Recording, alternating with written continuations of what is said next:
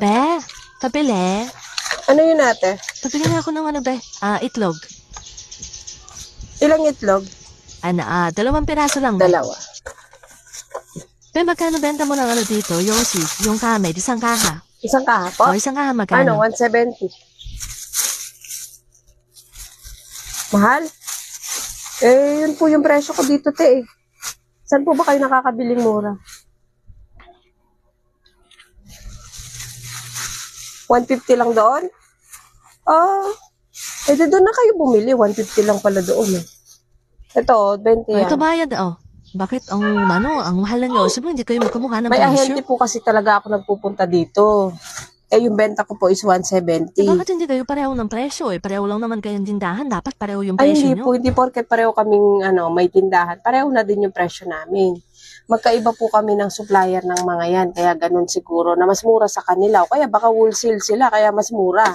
Ay siya, sige. Doon na lang ako bibili. At least alam ko na yung presyo nyo na mas mura pala doon sa kabila. Doon na lang ako bibili ng Yossi. Abay, sayang yung 20. Sige po. Wala namang problema kung doon kayo bibili, ate.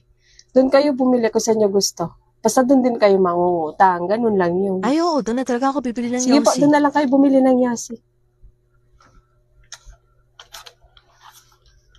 Be, pabili. Ano yun, kuya? May pabili nga ako ng Yossi yung kamit. Ilan po? Ano isang kaha, magkano? 170 isang kaha. Sige, isang kaha. Nang araw ko sarado napapalayo kami ng bili. Ay, oo. Nagbakasyon kasi kami. Hindi, may inasikaso talaga kami kaya kaya lagi ako masarado. Ito, 170. Kaya pala, ito bayad daw. Kaya pala, napapalayo kami ng bili ng Yossi. Bakit naman? Di ba may tindahan malapit doon? Ba't di kayo doon bumili? Balita ko, mas mura yung Yossi doon eh. Ay, kahit mura yung Yossi nila, doon di ako napili ng Yossi sa kanila. Bakit naman di ka bumibili ng Yossi doon? Ay nako, isang beses lang ako pumili ng Yossi, doon din ako umulit. Kaya di baling mapalayo kami ng bili, wag na kaming bibili doon eh. Bakit?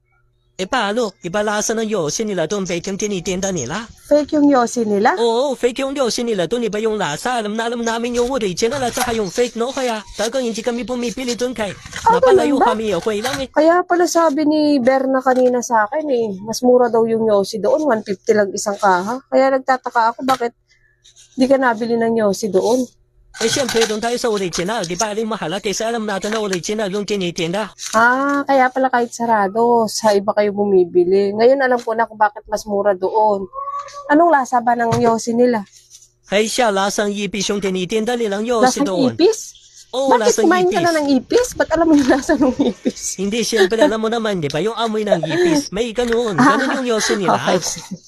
Ay siya, sige Bea, tuwin ako. Napakapa pa yung Sige, usapan sige natin kuya, eh. salamat.